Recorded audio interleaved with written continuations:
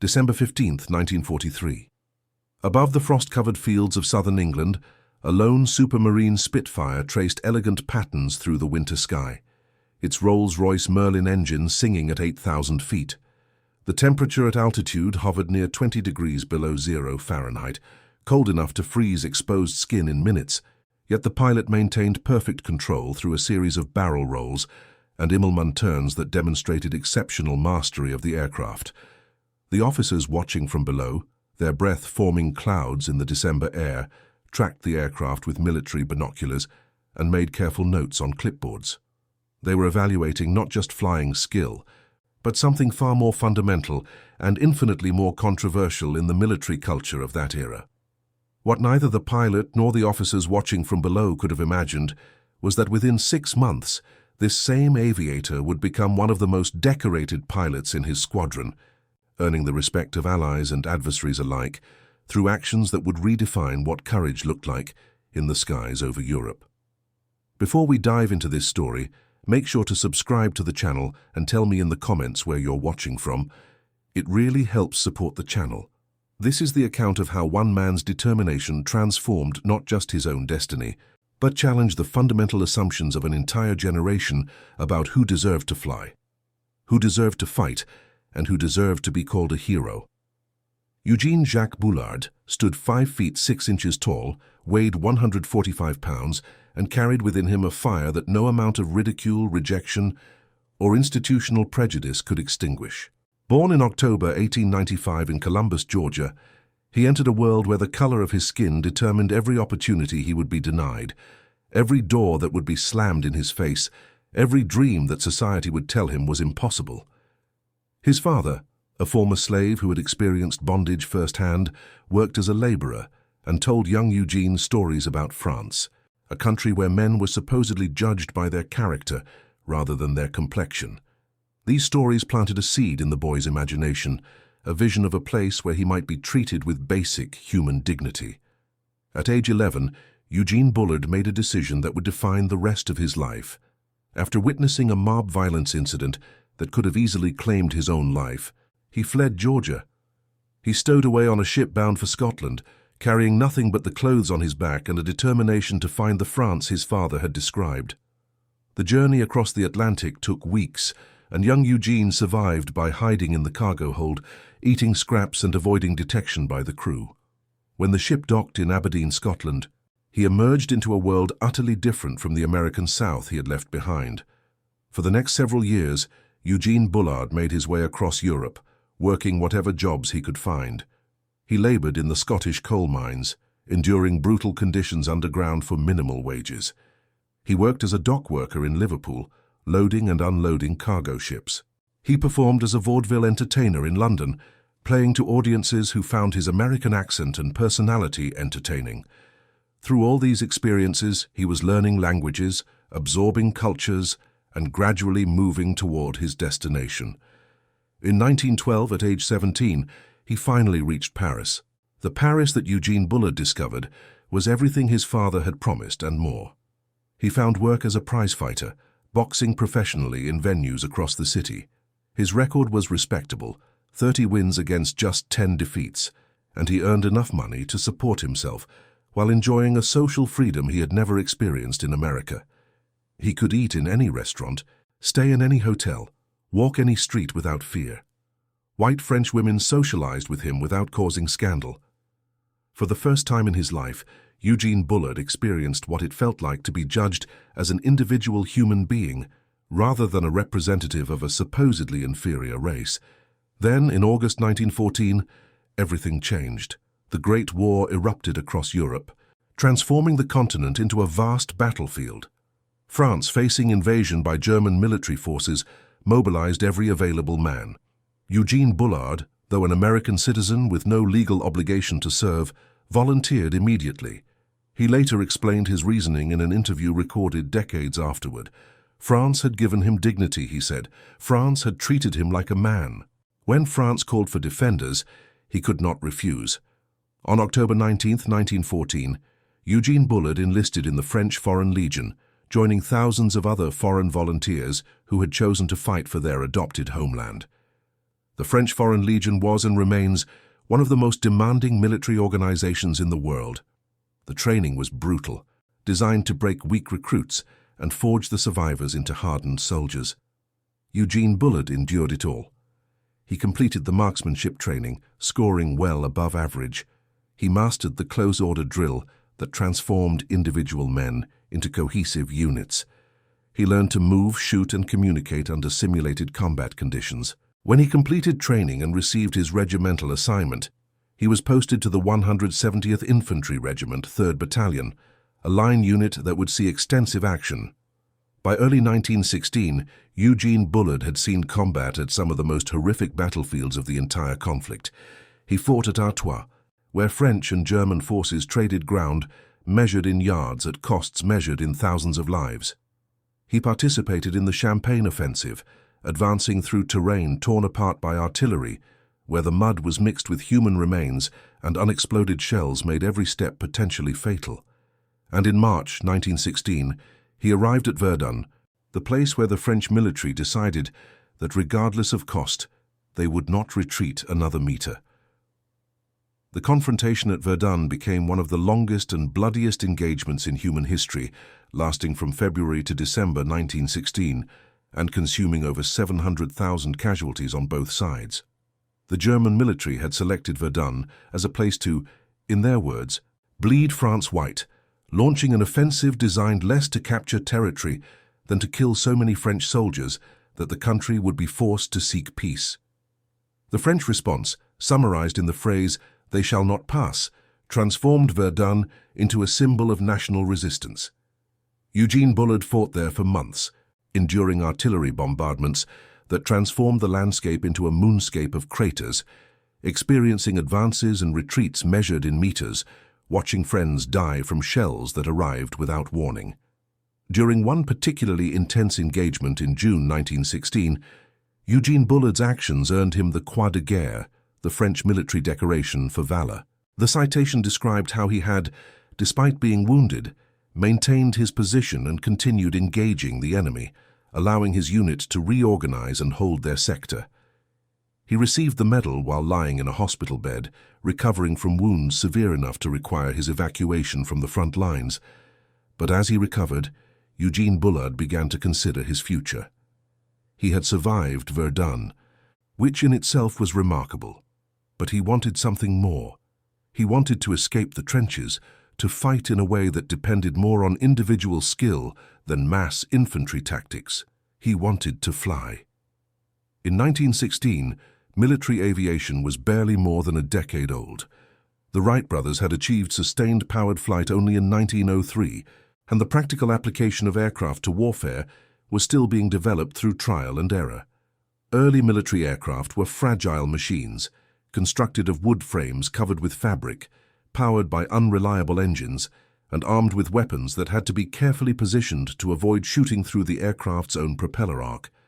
Pilots were part warrior, part test pilot, and part daredevil, operating in an environment where mechanical failure killed as often as enemy action.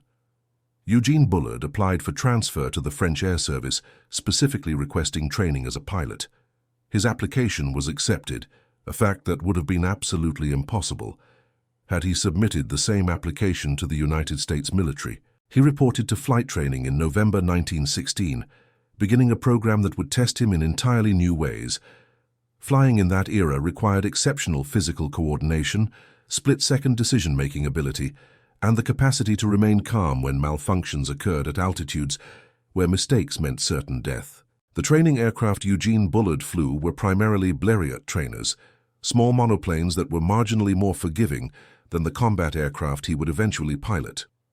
The instructional program began with ground school, where trainees learned the theory of flight, the principles of aerodynamics, and the basics of engine maintenance. Then came dual-control flights with instructors, followed eventually by solo flights. Many trainees washed out, unable to master the complex coordination required or simply unwilling to accept the risks inherent in early aviation. Eugene Bullard persevered, completing the program and earning his wings in May 1917. He was assigned to Escadrille SPA-85, a fighter squadron equipped with SPAD S.7 aircraft. The SPAD was one of the better French fighters of that period, with a top speed of approximately 119 miles per hour, a service ceiling of 17,750 feet, and armament consisting of a single Vickers machine gun synchronized to fire through the propeller arc. Compared to modern aircraft, it was primitive. But in 1917, it represented cutting-edge military technology. Eugene Bullard learned to fly it in combat, developing the skills that separated pilots who survived from pilots who died. His first several combat patrols were uneventful, which in itself was fortunate. Most pilots who were shot down during their first 5 missions, before they gained enough experience to recognize and avoid dangerous situations. Eugene Bullard survived this vulnerable period, gradually accumulating flight hours and combat experience. He learned to scan the sky constantly, because the first warning of an attack was often the last warning. He learned to manage his fuel carefully, because running out of gas over enemy territory meant either capture or death. He learned to check his weapon before every flight, because malfunctions in combat were invariably fatal. In July 1917, Eugene Bullard engaged an enemy aircraft for the first time. The engagement occurred at 12,000 feet over the front lines, when his patrol encountered a formation of German reconnaissance aircraft escorted by fighters. The ensuing combat, called a dogfight in contemporary aviation terminology, lasted perhaps 5 minutes, but felt far longer to the participants. Aircraft turned, dove, and climbed in 3-dimensional aerial chess matches, where positioning meant everything. Eugene Bullard maneuvered his SPAD onto the tail of a German aircraft, close to effective range, and fired a sustained burst from his machine gun. The German aircraft began trailing smoke, lost altitude, and eventually crashed behind French lines. Bullard's first aerial victory was confirmed by ground observers who witnessed the engagement. Over the following months, Eugene Bullard flew 20 combat missions, engaged enemy aircraft on multiple occasions, and was credited with shooting down at least 1 more German aircraft, possibly 2. The exact total remained somewhat unclear due to the difficulty of confirming victories in an era before gun cameras or sophisticated tracking systems. But what was absolutely certain was that Eugene Bullard had proven himself as a capable combat pilot, flying dangerous missions over enemy territory and surviving encounters that killed many of his fellow aviators. Then, in November 1917, the United States officially entered the conflict on the Allied side. American forces began arriving in France in large numbers, including American pilots who wanted to fly combat missions. Eugene Bullard, as an American citizen serving with the French Air Service, submitted an application to transfer to the United States Army Air Service. This should have been a routine administrative matter, a simple transfer of a qualified, experienced combat pilot from French to American command. But Eugene Bullard's application was rejected without explanation. The reason, though never officially stated, was obvious to everyone involved. The United States military maintained strict racial segregation policies. Black Americans could serve as support personnel, laborers, or in limited combat roles in segregated units under white officers. But they absolutely could not serve as officers, and pilots in that era were automatically commissioned as officers. The United States military would rather refuse the services of a proven combat pilot than commission a black man as an officer. Eugene Bullard's flying ability, his combat record, his decorations for valor, all of it meant nothing compared to the color of his skin. The French military allowed him to continue flying for a brief period, but inter-allied politics eventually forced his transfer to a non-flying position. By January 1918, Eugene Bullard was no longer a pilot. He served out the remainder of the conflict in support roles, watching American pilots who had never flown in combat take positions that he had earned through blood and skill. The injustice was absolute and undeniable, yet there was no recourse, no appeal, no possibility of change. The institutional racism of the American military was not something that could be overcome through individual achievement. It could only be challenged by changing the institution itself, a process that would take decades. When the Great War ended in November 1918, Eugene Bullard returned to civilian life in Paris. He married Marcelle de Stroman, a Frenchwoman from a respectable family, and together they had 2 daughters. He opened a nightclub called L'Escadrille, located in the Montmartre district, which quickly became one of the most popular establishments in Paris. The club attracted an international clientele, including artists, musicians, writers, and dignitaries. Louis Armstrong performed there. F. Scott Fitzgerald drank there. High-ranking French government officials dined there. Eugene Bullard had built a successful life, though the knowledge that his own country had rejected his service remained a bitter undercurrent beneath his success. The interwar years in Paris were, by many accounts, a golden age for those fortunate enough to experience them. But beneath the surface, dark currents were building. In Germany, a political movement emerged that promised to restore national pride after the humiliation of defeat. This movement, based on principles of racial superiority and aggressive nationalism, gained power throughout the 1930s. By 1939, it controlled the German state and had embarked on a program of territorial expansion that would ultimately engulf Europe in another catastrophic conflict. When German military forces invaded France in May 1940, Eugene Bullard was 44 years old. He was too old for combat aviation, but he volunteered immediately for military service in any capacity. He was accepted into the 51st Infantry Regiment and participated in the defense of Orléans, where French forces attempted to delay the German advance long enough for other units to establish new defensive lines further south. The engagement at Orléans was a desperate affair, poorly coordinated and ultimately futile. French forces, outnumbered and outmaneuvered, fought with courage, but could not prevent the German breakthrough. During the engagement, Eugene Bullard was seriously wounded by artillery fire, suffering injuries severe enough to require hospitalization.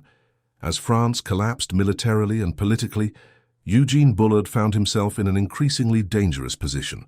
He had worked with French intelligence services during the 1930s, providing information about German activities gathered through his nightclub, where German visitors sometimes spoke more freely than they should have.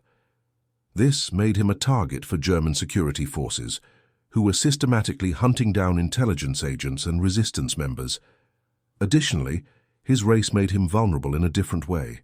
The racial ideology promoted by the German government considered black individuals to be subhuman, and their treatment of black prisoners of war and civilians reflected this belief. Eugene Bullard made the difficult decision to flee France, the country that had given him everything America had denied. He helped several Allied intelligence operatives escape through underground networks, then arranged for his own daughters to be evacuated to safety. He made his way south to the Spanish border, crossed into Spain despite lacking proper documentation, and eventually reached Portugal, one of the few remaining neutral countries in Western Europe. From Lisbon, he booked passage on a ship bound for New York, carrying little more than the clothes on his back and a few personal items. His successful business, his property, his accumulated wealth, all of it was left behind in occupied Paris. In October 1940, Eugene Bullard arrived at New York Harbor.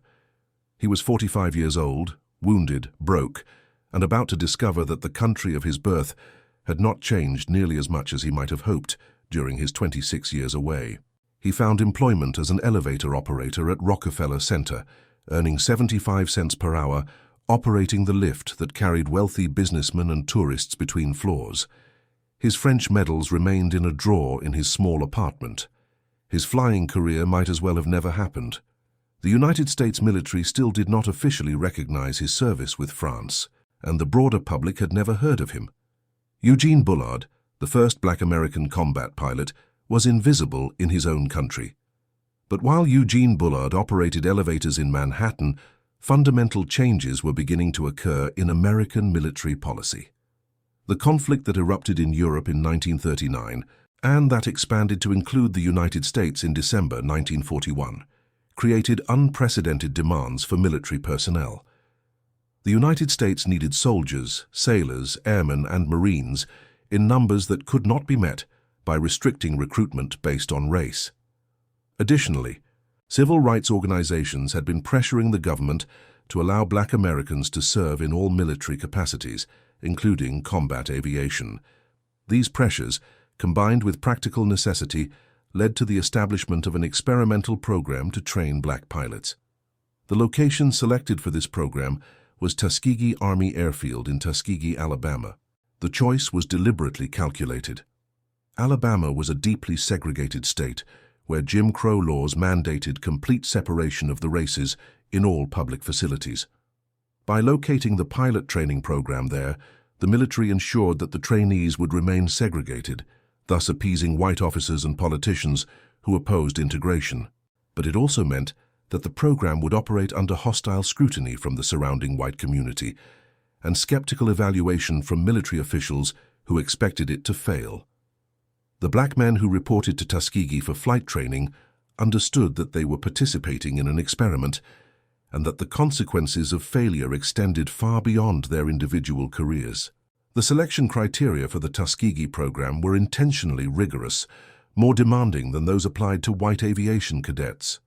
Applicants needed college degrees or equivalent education, a requirement that immediately excluded most black Americans due to limited educational opportunities.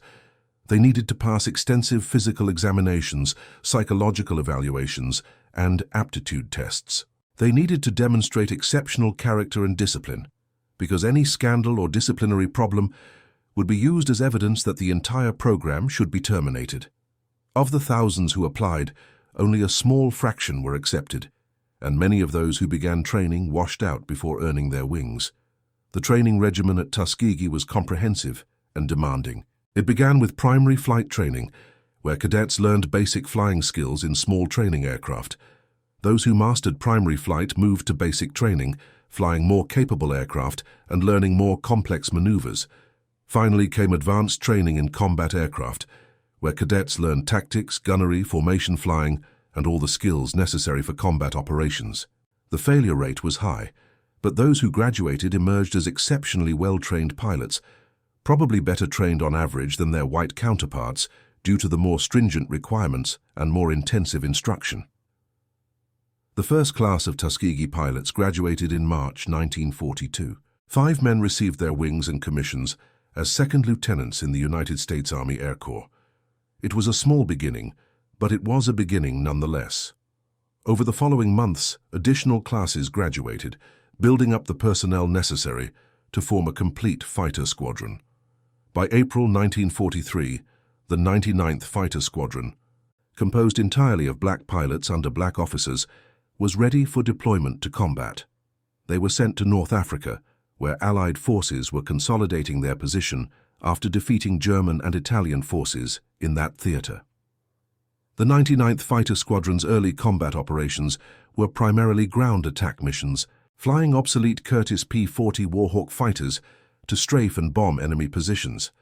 These were dangerous missions, flying low and slow through intense anti-aircraft fire, but they did not provide opportunities to engage enemy aircraft in air-to-air combat. Some critics used this to suggest that the squadron was not performing well, ignoring the fact that they were simply executing the missions they were assigned.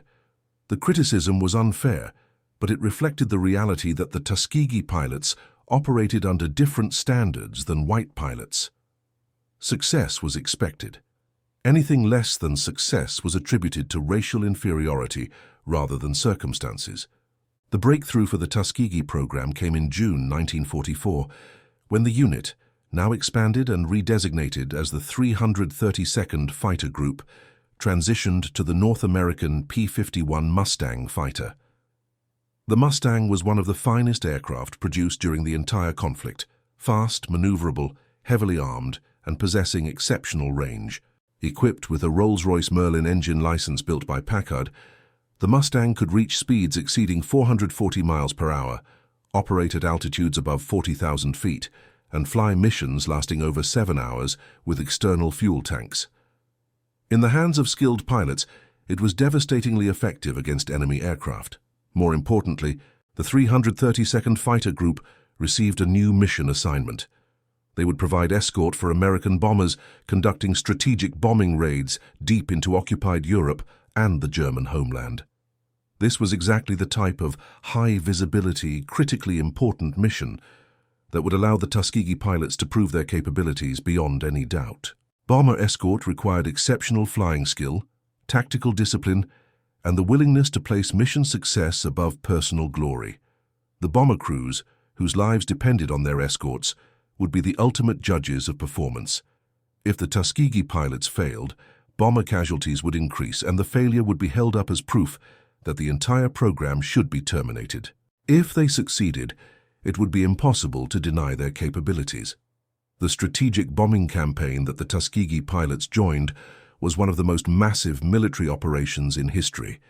The United States 8th Air Force, operating from England, and the 15th Air Force, operating from Italy, flew thousands of bombers against targets across occupied Europe.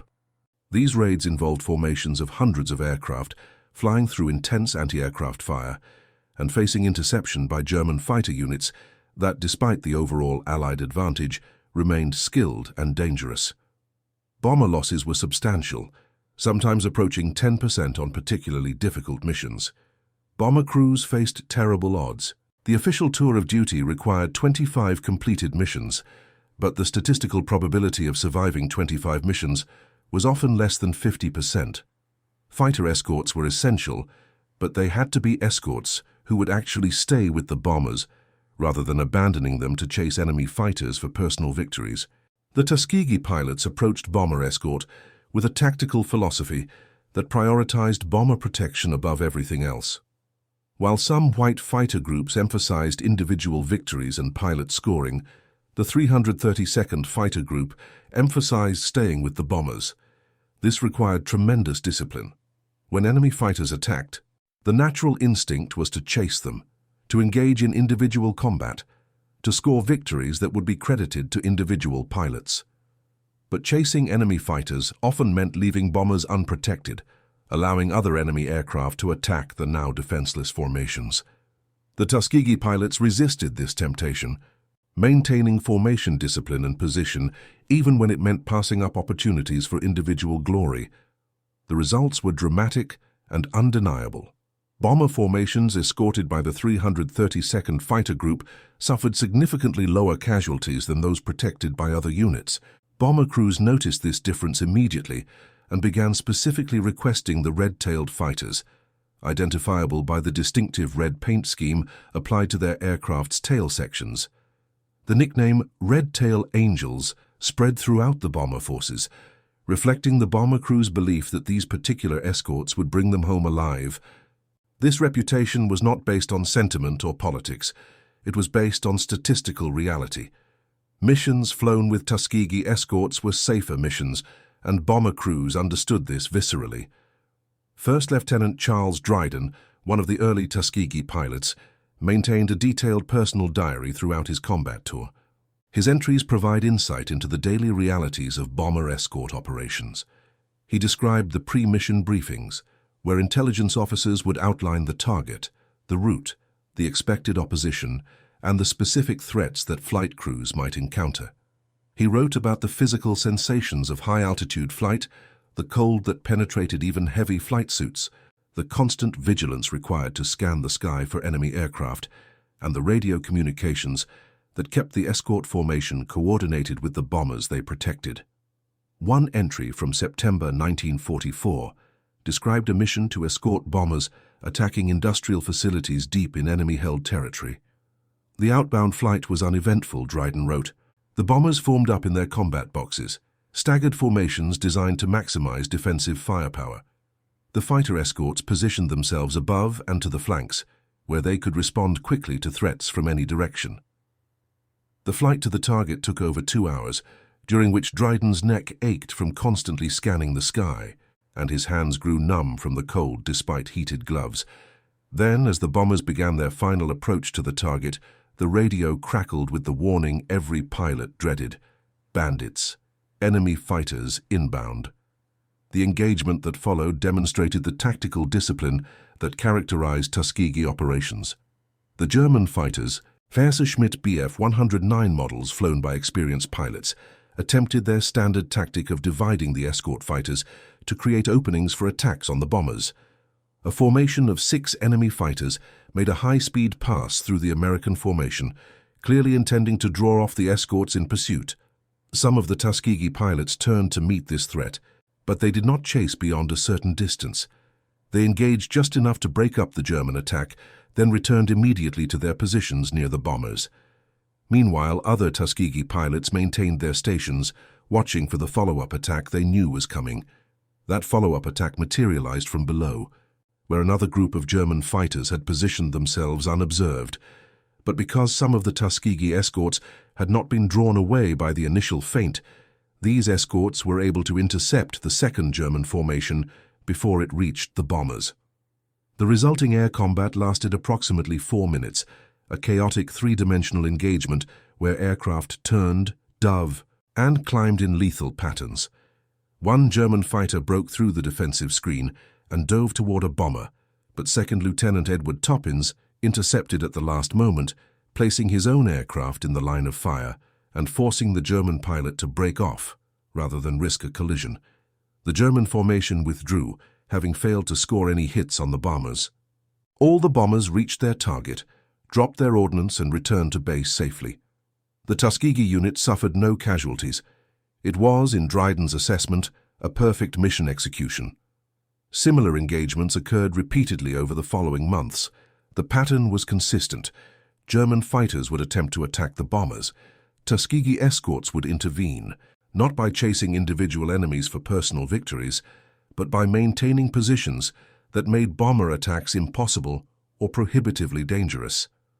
The bomber crews, flying mission after mission with these escorts, developed absolute confidence in their protectors. This confidence was not misplaced. Between June 1944 and April 1945, the 332nd Fighter Group flew over 200 bomber escort missions. They engaged enemy fighters on hundreds of occasions. They shot down or drove off numerous attacking aircraft. And across all these missions, they achieved something unprecedented in the entire strategic bombing campaign. Not a single bomber under their escort was lost to enemy fighters. Not one. This record was statistically extraordinary. Other fighter groups flying similar missions in the same time period lost bombers to enemy fighters on a regular basis. The average loss rate varied depending on target and opposition, but losses occurred on a significant percentage of missions. The 332nd's zero-loss record was not a matter of luck or facing weaker opposition. They operated in the same airspace, against the same enemy units facing the same threats. The difference was tactical approach and unit discipline. The Tuskegee pilots had made a collective decision that bomber protection mattered more than individual scores, and they maintained that discipline even when it cost them opportunities for personal recognition. The respect this earned from bomber crews transcended racial prejudice in ways that peacetime arguments about equality never could have achieved. These bomber crews were predominantly white men from communities across America, many from regions where segregation was strictly enforced and racial prejudice was deeply ingrained. But when your life depends on someone's skill and dedication, theoretical prejudice becomes impossible to maintain in the face of demonstrated capability. Bomber crews requested Tuskegee escorts not because of political correctness or social pressure, but because they recognized that these pilots gave them the best chance of survival. The bomber crews spread this testimony throughout the air forces, creating a groundswell of respect that no amount of institutional racism could completely suppress. Major George Roberts, the intelligence officer for the 332nd Fighter Group, documented this phenomenon in his official reports and later in interviews conducted decades after the conflict ended. He explained that the unit's leadership had made a deliberate decision about tactical priorities early in their combat deployment. They recognized that the unit operated under unique scrutiny, that any failure would be attributed not to individual shortcomings, but to racial characteristics. They understood that they had to be not just good, but exceptional. And they understood that the most meaningful measure of success was not how many enemy aircraft they shot down, but how many Allied bombers they brought home safely. This became the unit's operating philosophy, and every pilot internalized it. But exceptional performance required exceptional pilots, and the Tuskegee program had developed a system for producing them. The training at Tuskegee was deliberately more rigorous than at other aviation training facilities. The standards were higher, the washout rate was greater, and the graduates were, on average, better prepared for combat operations than their white counterparts. This was necessity born of discrimination. White pilots who failed training were seen as individuals who lacked aptitude. Black pilots who failed training were held up as evidence that an entire race lacked capability. The pressure this created was immense, but it also forged exceptional aviators from those who survived it. Among the graduates of Tuskegee, certain individuals achieved particular distinction. First Lieutenant Lee Archer flew 169 combat missions, an extraordinary number that reflected not just skill, but remarkable luck in surviving so many exposures to danger. He was credited with destroying at least 4 enemy aircraft in air-to-air combat, though the actual number may have been higher given the difficulties of confirming victories. His flying was characterized by aggressive but calculated tactics, an ability to recognize opportunities quickly and exploit them before they disappeared. After the conflict ended, Archer continued his aviation career, becoming one of the first black commercial pilots and later a successful businessman. But it was his combat service that defined his legacy, proof that black Americans could excel in the most demanding circumstances. Captain Edward Gleed represented a different but equally important type of achievement. Gleed had applied to join the Army Air Corps 3 separate times before Tuskegee was established and had been rejected each time despite meeting all qualifications. When Tuskegee opened, he applied again and was accepted. He completed training, deployed to combat, and flew over 40 missions with distinction. His story illustrated the waste inherent in discrimination. For years, the military had refused the services of a man who would prove to be an exceptional pilot. How many others like him had been turned away? How much talent had been squandered because of racial prejudice? Gleed's success was simultaneously a vindication of his own capabilities and an indictment of the system that had tried to exclude him. Colonel Benjamin Davis, Jr. occupied perhaps the most complex position in the entire Tuskegee story.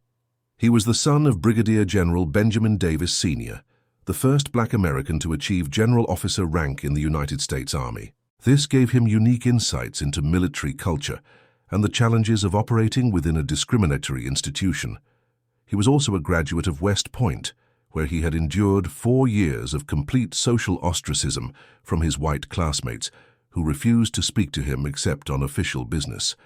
This experience had hardened him, teaching him to maintain focus and discipline regardless of external hostility.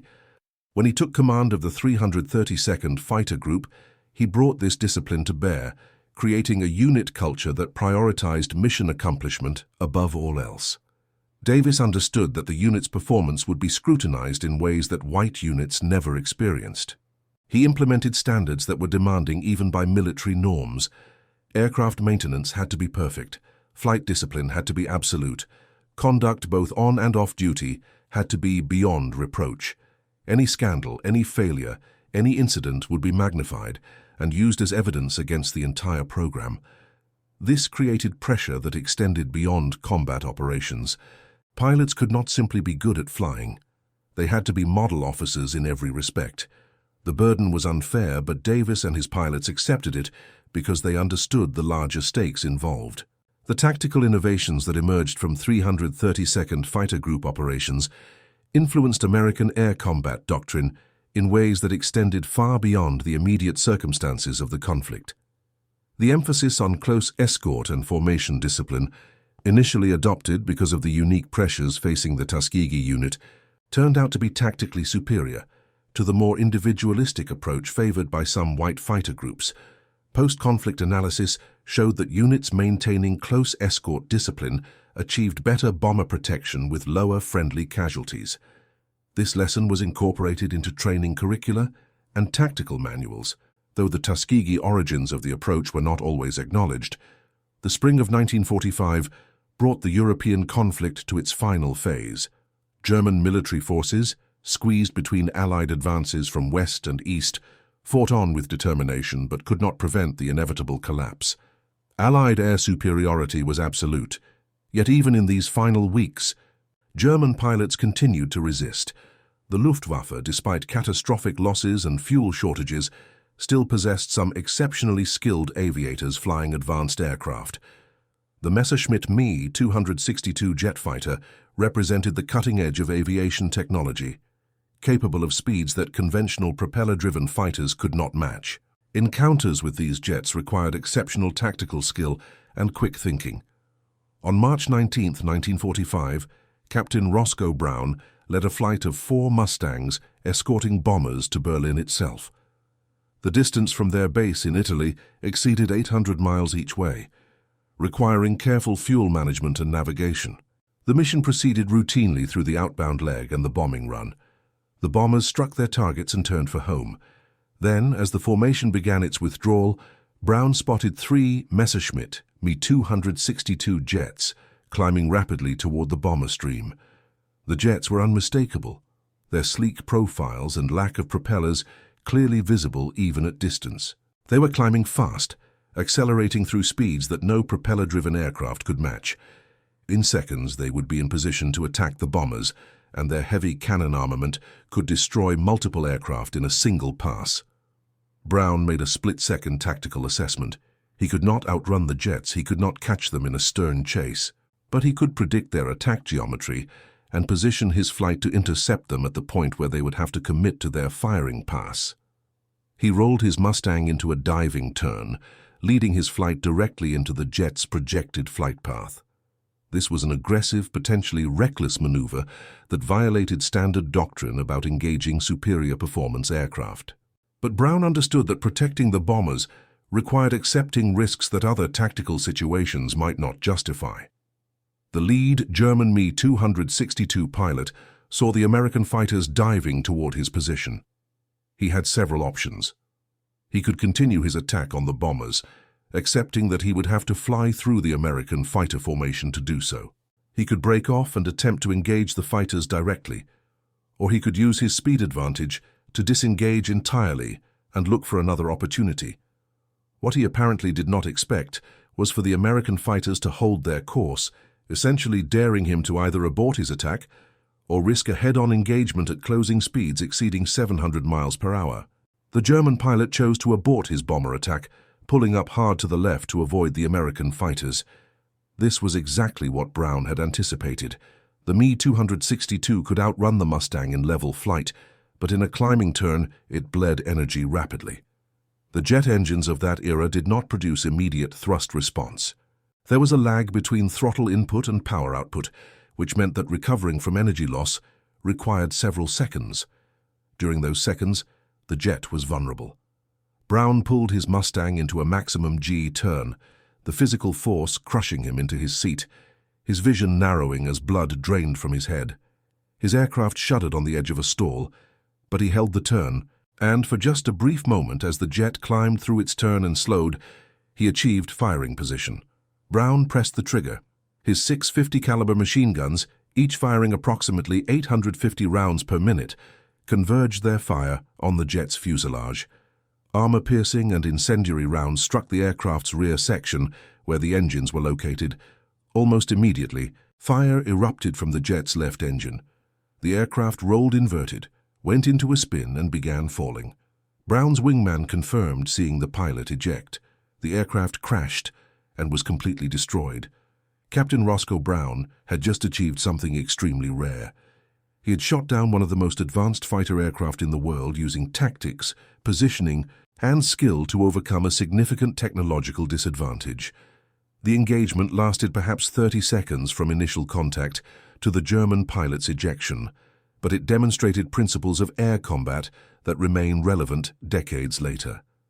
The mission continued. The remaining German jets, having seen their leader shot down by an aircraft they should have been able to outrun easily, chose discretion and broke off their attack. The bombers continued their withdrawal without further interference, all reaching friendly territory safely.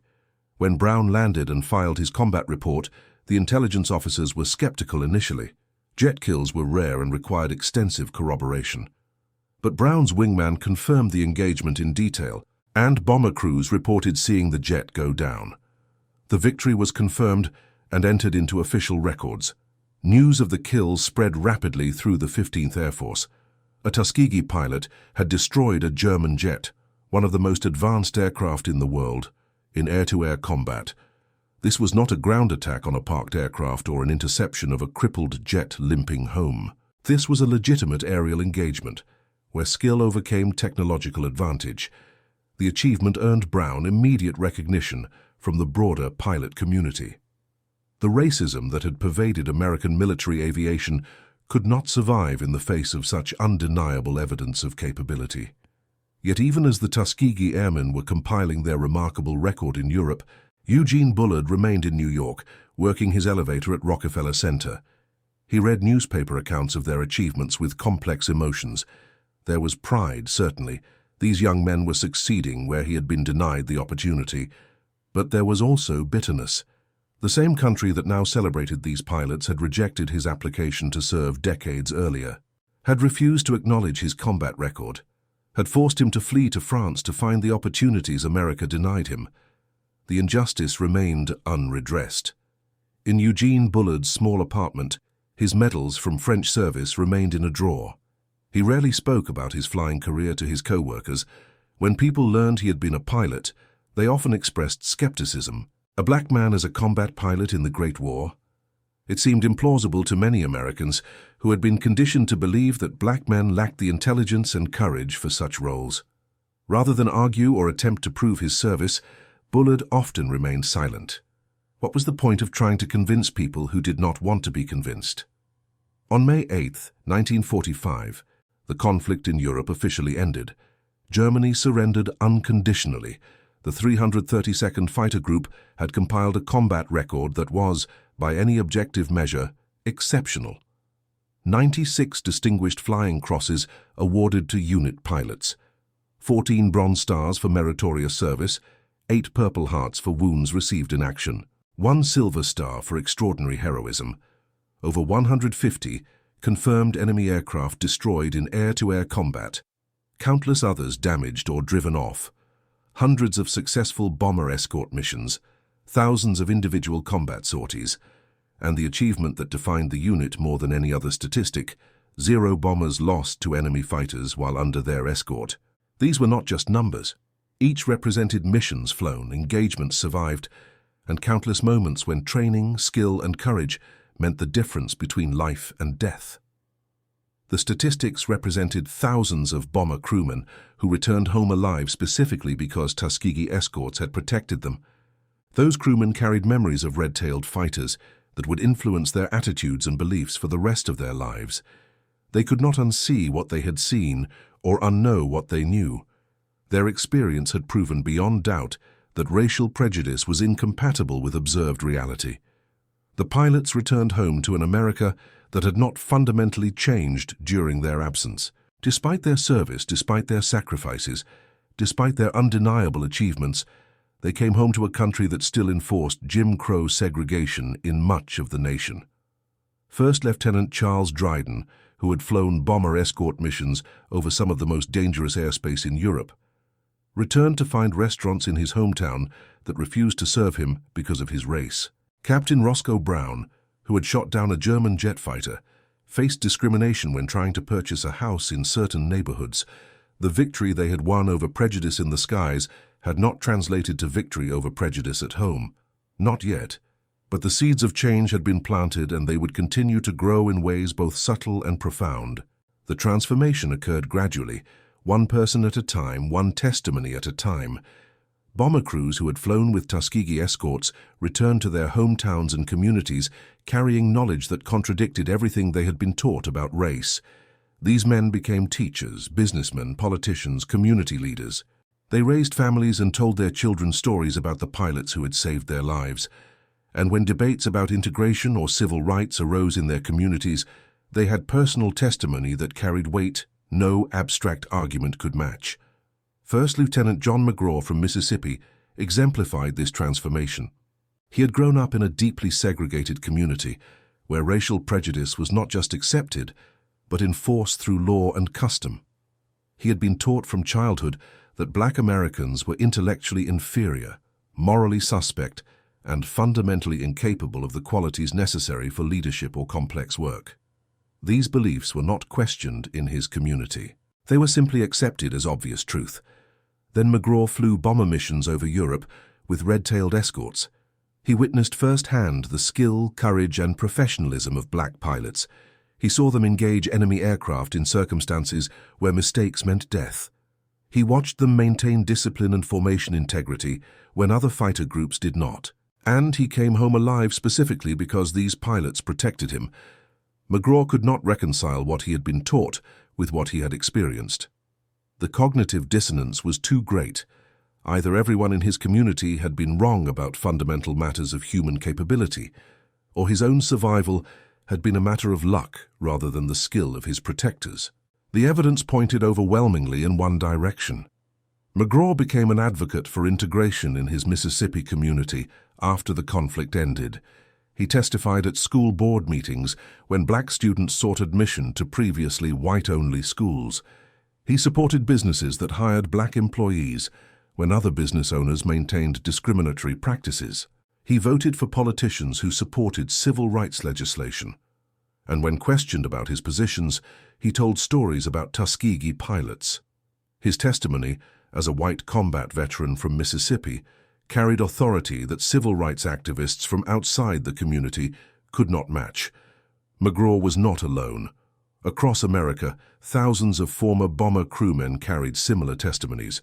Not all spoke out as publicly as McGraw did. Some remained silent, unable or unwilling to challenge the prejudices of their communities, despite their personal knowledge.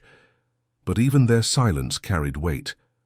When debates about integration occurred in their presence, they could not honestly argue that black Americans lacked capability. They knew better. Their knowledge, even when unexpressed, undermined the confidence of those who promoted racial prejudice. The military itself began changing, though slowly and with resistance from some quarters.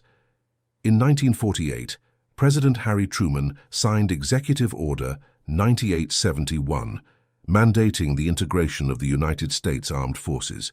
The order stated that there shall be equality of treatment and opportunity for all persons in the armed forces, without regard to race, color, religion, or national origin. This was revolutionary language for an institution that had maintained strict segregation since its founding. The order faced immediate resistance from senior military leaders who predicted that integration would destroy unit cohesion and combat effectiveness. But proponents of integration had undeniable evidence on their side. They pointed to the 332nd Fighter Group. They cited the combat record.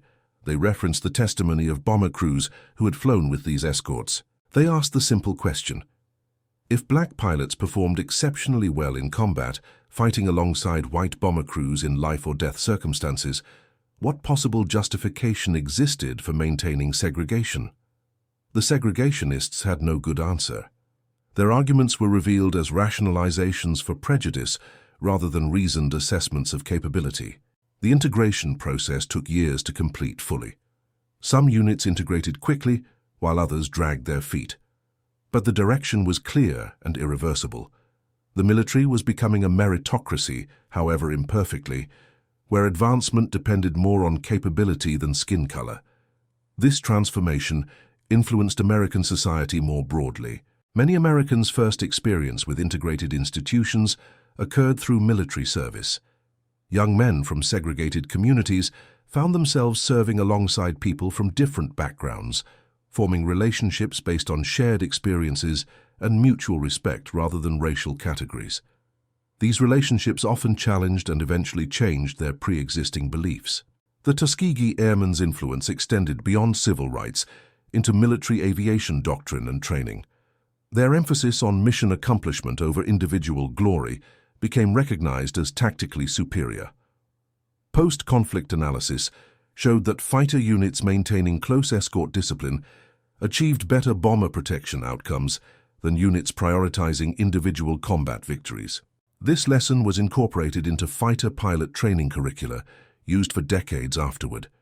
Modern fighter pilots studying escort tactics still examine 332nd Fighter Group mission reports as examples of effective tactical execution.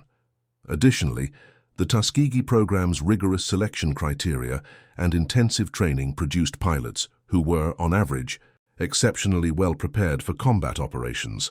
This demonstrated that high standards, rather than lowering expectations, was the path to producing capable military personnel from previously excluded populations. The lesson applied far beyond aviation. Military training programs across all specialties began recognizing that diverse recruitment combined with demanding standards, could expand the talent pool while maintaining or even improving performance quality. The individual pilots who survived the conflict faced varied post-conflict futures. Some, like Captain Roscoe Brown, pursued higher education using benefits from the Servicemen's Readjustment Act, commonly known as the GI Bill. Brown earned a doctorate and became a distinguished educator, serving as president of Bronx Community College for decades.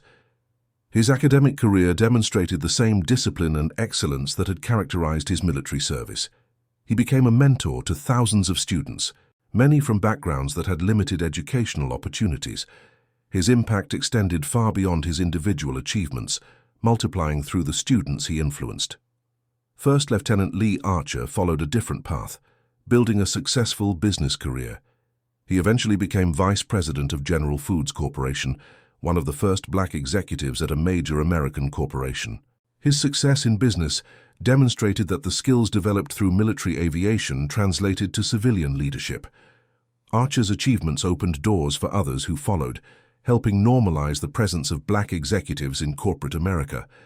Late in life, he received recognition for his combat service, including the Distinguished Flying Cross, and acknowledgement as one of the few pilots to achieve ace status, though the exact confirmation of his fifth kill came decades after the conflict ended. Colonel Benjamin Davis, Jr. continued his military career, eventually becoming the first black general in the United States Air Force. His career path took him through various command positions, each presenting unique challenges related to race and integration. He navigated these challenges with the same discipline and focus that had characterized his leadership of the 332nd Fighter Group. In 1965, he was promoted to lieutenant general, becoming one of the highest-ranking black officers in American military history. His career demonstrated that excellence and persistence could overcome institutional barriers, though he readily acknowledged that the path remained far more difficult for black officers than for their white counterparts. Eugene Bullard lived to see some of this transformation, though he remained largely excluded from the recognition awarded to the younger generation of black pilots. He continued working as an elevator operator through the 1950s, a job that provided modest but stable income. His French decorations remained in a drawer. His combat service remained unacknowledged by the American military. Occasionally, journalists or historians would discover his story and write articles about the forgotten first black American combat pilot. These articles generated temporary interest, but little substantive change in his circumstances. In October 1954, France awarded Eugene Bullard the Knight of the Legion of Honor, its highest decoration. The ceremony took place at the French consulate in New York, with full military honors and the presence of high-ranking French officials. They praised his courage in two conflicts: his service with French intelligence during the interwar period and his work with the resistance during the German occupation. American military officials were notably absent from the ceremony. American newspapers provided minimal coverage. The ceremony honored a man who had fought for France but remained invisible to his own country. Eugene Bullard died on October 12, 1961, at age 66. He died in his modest Harlem apartment, still working as an elevator operator, never having received official recognition from the United States military for his service as a combat pilot. His funeral was a small affair, attended primarily by family and a few friends who had known him in Paris during the interwar years. The Tuskegee Airmen, by then a recognized part of American military history, were largely unaware that the first black American combat pilot had died unrecognized in New York. It was not until 1994, 33 years after his death, that the United States Air Force posthumously commissioned Eugene Bullard as a second lieutenant. The ceremony acknowledged that he had been unjustly denied the opportunity to serve his own country as a pilot. His surviving family members received the commission certificate along with an official apology. Air Force representatives stated that Bullard's exclusion had been wrong, that it reflected the institutional racism of an earlier era, and that correcting the historical record, however belatedly, was important. The recognition was inadequate compensation for a lifetime of being ignored, but it completed a circle that had begun in 1917, when a qualified pilot's application was rejected without consideration. The connection between Eugene Bullard's experience and the Tuskegee Airmen's achievements illustrated both how far America had progressed and how much distance remained to be traveled. Bullard had fought alone, without institutional support or recognition, proving through individual achievement that Black Americans could excel as pilots. The Tuskegee Airmen fought as a unit, with official sponsorship, however reluctant, proving through collective achievement that Black Americans could excel in military aviation. Both faced discrimination. Both overcame it through exceptional performance. But the Tuskegee pilots received recognition during their lifetimes, while Bullard died forgotten. The difference reflected gradual social progress, but also the arbitrary nature of recognition and the danger of assuming that individual achievement automatically translates to systemic change. The bomber crews who flew with Tuskegee escorts understood viscerally what many Americans learned only gradually over subsequent decades. Skin color was utterly irrelevant to courage, skill, intelligence, or character. These qualities existed independent of racial categories. The bomber crews learned this lesson in the most direct possible way, through lived experience in circumstances where mistakes meant death. They trusted their lives to the skill of their escorts, and that trust was rewarded. The lesson they learned could not be unlearned. Once you know from direct experience that your prejudices are wrong, maintaining those prejudices requires willful self-delusion. Consider the mathematics of transformation.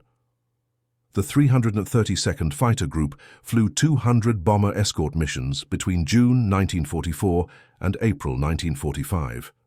Each mission typically protected between 18 and 36 bombers, depending on the size of the bomber formation. Each bomber carried a crew of 10 men for B-17 Flying Fortresses, or between 7 and 10 men for B-24 Liberators. Conservative estimates suggest that between 3,600 and 7,200 individual airmen flew at least one mission under Tuskegee escort. Many flew multiple missions with these escorts. Each of these men returned home with knowledge that contradicted the prevailing racial prejudices of that era. Each became a potential advocate for integration and civil rights, not from ideology, but from direct personal experience. Not all these men became active advocates. Some remained silent, either unwilling to challenge their community's prejudices or unable to reconcile their wartime experiences with their peacetime beliefs. But even their silence represented a form of progress. They could not honestly argue that Black Americans lacked the capability for complex work or leadership positions. They knew better, even if they chose not to say so publicly. Their knowledge undermined the confidence of segregationists who relied on assumptions of inherent racial differences to justify discriminatory policies. The accumulated testimony of bomber crews who flew with Tuskegee escorts created a body of evidence that civil rights advocates could reference in debates about integration. When segregationists argued that integration would harm military effectiveness, proponents could point to the 332nd Fighter Group's combat record. When critics claimed Black Americans lacked the intelligence for complex technical work, advocates could reference the maintenance and operational records of Tuskegee ground crews. When opponents suggested that integrated units could not achieve unit cohesion, supporters could cite testimony from bomber crews who had developed absolute confidence in their mixed-race operational relationship with fighter escorts. Each argument against integration could be countered with concrete evidence from combat operations. This evidence-based approach to challenging discrimination proved more effective than purely moral arguments. Moral arguments about equality and justice were important and necessary, but they could be dismissed by those committed to maintaining the status quo. Evidence from combat operations could not be as easily dismissed. The Tuskegee Airmen had performed under conditions where failure meant death, scrutinized by people whose lives depended on their competence. Their success under these circumstances provided unimpeachable proof of capability. This proof accumulated until it became impossible to ignore, forcing institutional change not through appeals to conscience, but through undeniable demonstration of ability. The legacy of the Tuskegee Airmen extended into the civil rights movement of the 1950s and 60s. Many Tuskegee veterans became active in civil rights organizations, bringing the discipline and organizational skills they had developed through military service to the struggle for equality. They understood strategic planning, logistics, and the importance of maintaining discipline under pressure. These skills proved valuable in organizing boycotts, sit-ins, and other forms of civil disobedience. Additionally, their status as decorated combat veterans gave them a form of moral authority that even segregationists found difficult to dismiss. They had proven their patriotism through service and sacrifice. Questioning their commitment to American values was nearly impossible. The psychological impact on the Tuskegee pilots themselves varied considerably among individuals. Some, like Captain Roscoe Brown, embraced their role as pioneers and used their platform to advocate for equality and social justice. Brown spoke frequently about his experiences, appearing at schools, community organizations, and public events to share his story and its broader implications. He understood that his combat record gave him a platform, and he used that platform deliberately to challenge prejudice and promote integration. Others, like First Lieutenant Charles Dryden, chose to document their experiences through written memoirs. Dryden's autobiography provided detailed accounts of Tuskegee training and combat operations, preserving history that might otherwise have been lost. His work ensured that future generations would have access to primary source material about the Tuskegee experience, allowing historians and researchers to understand the program's challenges and achievements.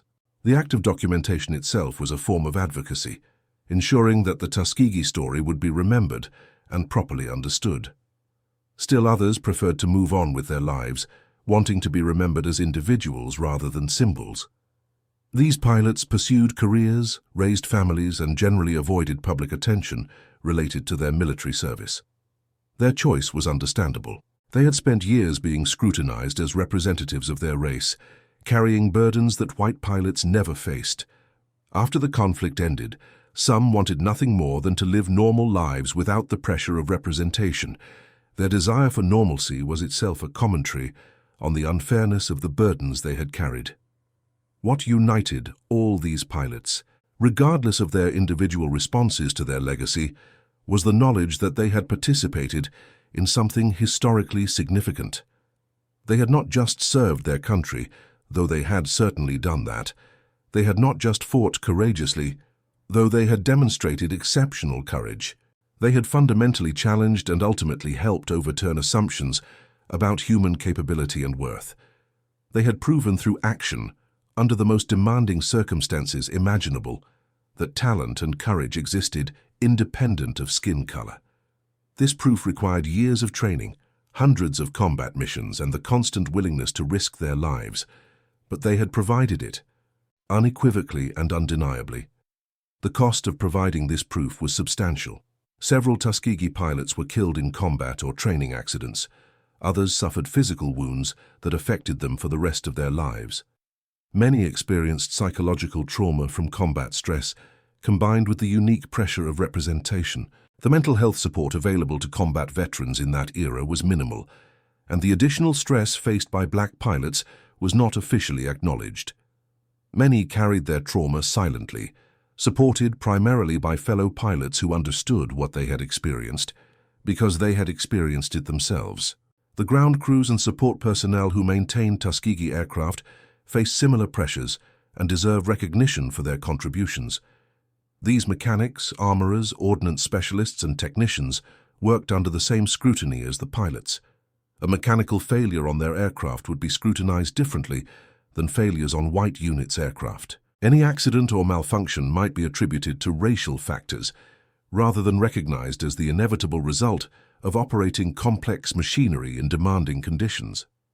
This meant that maintenance had to be flawless, that pre-flight inspections had to be exhaustive, that every bolt had to be properly torqued, and every system thoroughly checked. The maintenance record of the 332nd Fighter Group reflected this commitment to excellence, showing fewer mechanical-related mission cancellations than many comparable units. And that concludes our story. If you made it this far, please share your thoughts in the comments.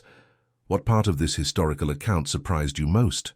Don't forget to subscribe for more untold stories from World War II, and check out the video on screen for another incredible tale from history. Until next time.